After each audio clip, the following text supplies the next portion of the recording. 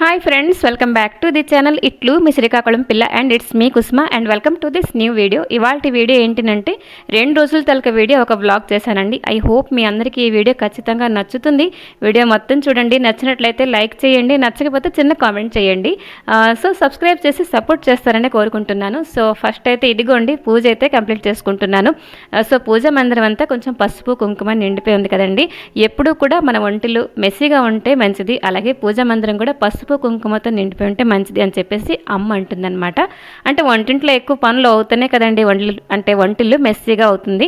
So cut చేస్తే ఇవాళ video start చేస్తున్నాను ఒక మంచి రెసిపీ. అదేంటి అంటే టమాటా రసం, మనం మిరియాల రసం కూడా అనుకోవచ్చండి. సో ఫస్ట్ అయితే కొంచెం మసాలా రెడీ చేసుకుంటున్నాను. కొంచెం జీలకర్ర, ధనియాలు, మిరియాలు అండ్ వెల్లుల్లిపాయలు, కొంచెం కరివేపాకు కచ్చా పచ్చగా దంచుకోవాలండి.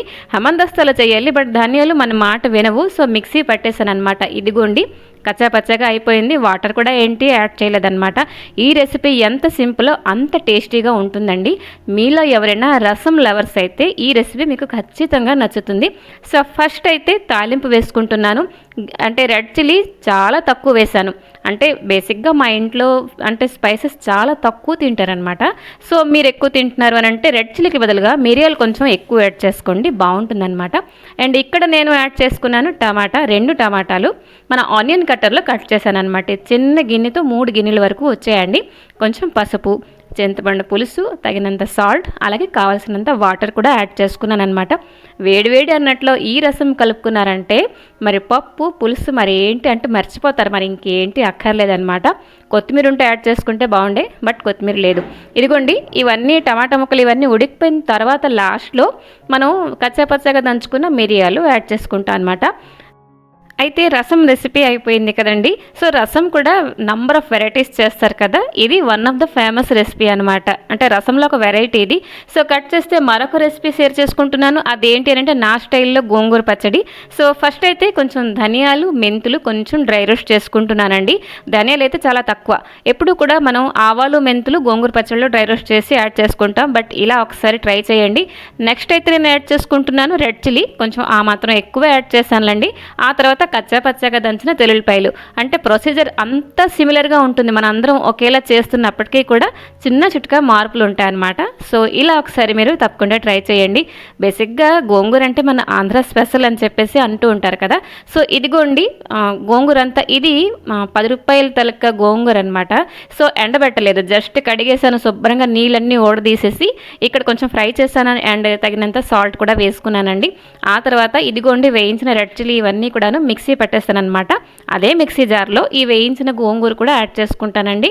చెప్పడానికి వెళ్తే ఒక్క పిసర్ కూడా వాటర్ యాడ్ చేయలేదు, బట్ ఇదేంటంటే ఒక వారం వరకు నిల్వ ఉంటుంది. అంటే ఎండలో మనం ఎండబెట్టలేదు కదండి. సో ఇదిగోండి గోంగూర కూడా యాడ్ చేసుకున్న తర్వాత మిక్సీ పట్టేశాను. ఇప్పుడు మెయిన్ ప్రాసెస్ ఈ పచ్చడి తలకుది. ఫస్ట్ అయితే కొంచెం 3 నుంచి 4 స్పూన్ల వరకు ఆయిల్ అయితే వేసుకున్నానండి. ఆ తర్వాత తాలింపులో వేసుకుంటున్నాను హింగు. పేస్ట్ చేసిన గోంగూర కొంచెం అలా ఫ్రై చేసుకుంటాను అనమాట. ఆ తర్వాత కొంచెం సాల్ట్ కొంచెం అవసరం వచ్చింది నాకు అనిపించింది టేస్ట్ చూస్తే. ఆ తర్వాత కొంచెమే రెడ్ చిల్లీ పౌడర్ వేసుకున్నానండి, అంతే. ఒక్కొక్కసారి కొంతమంది గోంగూర పచ్చడి చేసేటప్పుడు రెడ్గా కనబడుతుంది నాకు. అంత స్పైసెస్ చెప్పాను కదా, అంత కారం కూడా నేను ఎప్పుడూ యాడ్ చేయను. ఒకవేళ మీరు అకార్డింగ్ టు మీ టేస్ట్ బట్టి రెడ్ చిల్లీ యాడ్ చేసుకుంటే గోంగూర పచ్చడి చాలా టేస్టీగా ఉంటుందన్నమాట. సో కట్ చేస్తే ఇది మంగళవారం రోజు షూట్ చేసిన వీడియో అండి. ఇప్పుడైతే నేను, మా అమ్మ ఇంకా మా అమ్మాయి బరెంపూర్ వెళ్తున్నాం అనమాట. లాస్ట్ మంత్ అమ్మకి ఐ సర్జరీ అయిందండి. ఈరోజు సెకండ్ విజిట్ ఉండే. సో ఎర్లీ మార్నింగ్ లేచి వంట ఇవన్నీ కూడా కంప్లీట్ చేసుకున్నానండి. ఎందుకంటే హాస్పిటల్కి వెళుతున్నామంటే అంటే వచ్చేసరికి ఎంతసేపు అవుతుందో ఏంటో తెలియదు కదా. వచ్చి ఆకలితోటి హరివరిగా చేసుకునే బదులుగా ముందే నేను కొంచెం మార్నింగ్ పూట నేను కొంచెం యాక్టివ్గా ఉంటానండి. ఒక్క మాటలో చెప్పాలంటే అలా మధ్యాహ్నం అవుతూ ఉంటే కొంచెం బద్ధకం కూడా మనకి వస్తుంది ఎంతైనా కూడా. సో పనులన్నీ కూడా కంప్లీట్ చేసుకుని ఇక్కడైతే హ్యాపీగా స్టార్ట్ అయిపోయాయి అనమాట. అన్నీ రివైండ్ చేసుకుంటున్నాము. సర్జరీకి వెళ్ళినప్పుడు అండి పొద్దున్న 2 గంటలకి లేచాను. అప్పటి నుంచి అన్ని పనులు చేసుకొని ఇవన్నీ రెడీ అని ఇదే దారిలో వెళ్ళాం కదమ్మా. బట్ ఆ రోజు కొంచెం టెన్షన్గా ఉండేము, ఈ రోజు కొంచెం హ్యాపీగా రిలాక్స్గా ఉన్నాం అని చెప్పేసి మేమైతే మాట్లాడుకుంటున్నాం. ఇదిగోండి దారిలో మన షార్ట్ వీడియో అయితే అప్లోడ్ చేసుకుంటున్నాను. ఇంకా నేనైతే ప్రతిరోజు షార్ట్ వీడియో అప్లోడ్ చేస్తూ ఉంటానండి. ఒకటి రెసిపీ, మరొకటి మినీ వ్లాగ్, ఆ తర్వాత డైలీ వ్లాగ్ కూడా అప్లోడ్ చేస్తూ ఉంటాను అనమాట. ఏంటి లేదండి, ఒక హౌస్ వైఫ్ తలక జర్నీ అండ్ కొన్ని మెమొరీస్ ఇవన్నీ కూడాను ఉంటాయి కదండి. ఎందుకంటే హౌస్ వైఫ్ అంటే ఓన్లీ ఇంటికి అంకితం, అలాగే పొయ్యికి అంకితం అని చెప్పేసి కాదు కదా. మనం కూడా ఏదో ఒకటి సాధించాలి, ఏదో ఒకటి చెయ్యాలి అని చెప్పేసి తపన ప్రతి ఒక్క హౌస్ వైఫ్కి ఉంటుందండి.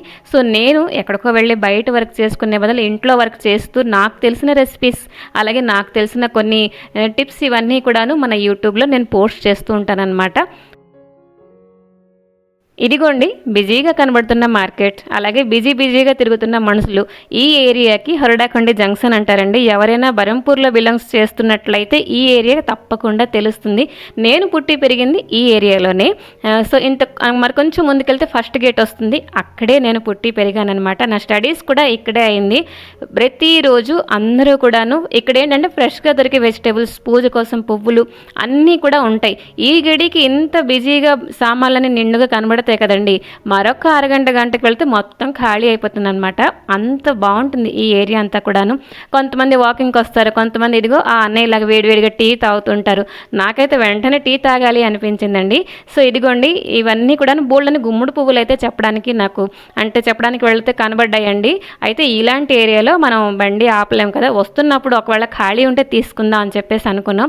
వస్తున్నప్పుడు కాదండి, చెప్పాను కదా, మరొక పావుగంట అరగంటలో అన్నీ ఖాళీ అయిపోతాయి అన్నమాట. ఇదిగోండి మాటల్లోనే వచ్చేసాం ఐ హాస్పిటల్. ఇదైతే బరంపూర్కి దాటి కుకుడాఖండి ఏరియాలో ఈ హాస్పిటల్ అయితే ఉన్నదన్నమాట.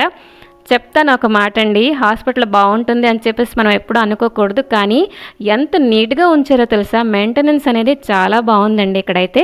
సో వచ్చేసాను కదండి, కానీ ఎంత లేట్ అయింది కదా. అంటే రీజన్ ఏంటంటే అమ్మకి ఆపరేషన్ అయ్యి 1 month అయింది. బట్ 1 weekకి దగ్గరలో ఎవరైతే సర్జరీ చేసుకున్నారో వాళ్ళకి ముందు చూస్తున్నారు అనమాట ఈరోజు. అలాంటి వాళ్ళు కుప్పల మంది ఈరోజు ఉండాలన్నమాట.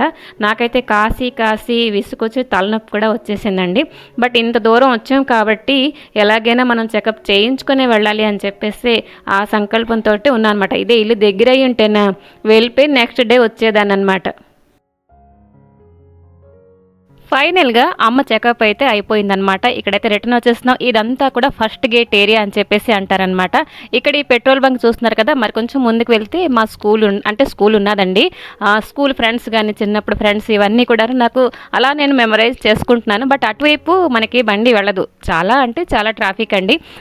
నా స్టడీస్ అంతా కూడాను అంటే గవర్నమెంట్ స్కూల్లోనే నేను చదువుకున్నానండి. ప్రైవేట్ స్కూల్ మా చిన్నప్పుడు అంటే ఎక్కడో ఒకటి ఉండేది. బట్ ఇప్పుడైతే అడుగడుక్కి బోల్డ్ అని ప్రైవేట్ స్కూల్ అయితే వచ్చేసాయి కదా. సో చాలా మారిపోయాయండి రోజులు చెప్పడానికి వెళ్తే. ఎక్కడైనా పాత చిన్న ఇల్లు కనబడితే నాకు చాలా హ్యాపీ, అమ్మో పాతకాలం ఇల్లు చూశాను అని చెప్పేసి. ఇదిగోండి ఇటు వచ్చేసాం కదా, గుమ్మడి పువ్వులు కానీ అదేంటి మరి దుకాణాలు అన్నీ ఖాళీ, అన్నీ అమ్మకం అయిపోయాయి అనమాట. డాడీ అయితే ఈ ఏరియాకి సైకిల్ మీద వచ్చేవారండి. అండ్ రిటర్న్ వచ్చినప్పుడు 2 సంచుల్లో అంటే పువ్వులు, వెజిటేబుల్స్ అన్నీ తీసుకొచ్చేవారనమాట. మెమరీస్ అన్నీ పక్కన పెట్టేస్తే ఇంటికి వచ్చేసరికి నాకు ఇంత చిరాకు వచ్చిందండి. బద్ధకం ఒకలాంటి టైర్డ్నెస్ అనమాట. చెప్పడానికి వెళ్తే నాకు రోజంతా కూడా బట్టలు వెయిట్ చేస్తుంటాయండి. కొన్ని అయితే ఉతకడానికి, మరికొన్ని మడత పెట్టడానికి, మరికొన్ని ఐరన్ చేయడానికి, ఇలా రకరకాలుగా స్టెప్స్ అనమాట. సో ఇవన్నీ సెట్స్ ఇవన్నీ ఐరన్ చేయడానికి అనుకున్నానండి, కానీ అసలు టైం కూడా దొరకలేదు, ఓపిక కూడా లేదని చెప్పేసి నార్మల్గా మడత పెట్టేశాను అనమాట. కొంచెం పని దొంగ అయిపోయానని చెప్పొచ్చండి. సో కట్ చేస్తే లంచ్ అయితే సరిగ్గా చేయలేదు, టైం కొంచెం దాటిపోయి ఆకలి కూడా లేకుండే. అయితే ఇప్పుడు మళ్ళీ అందరికీ ఆకలి వేసేసింది. సో ఏం చేస్తానంటే కొంచెం ఫ్రైడ్ రైస్ చేశానండి.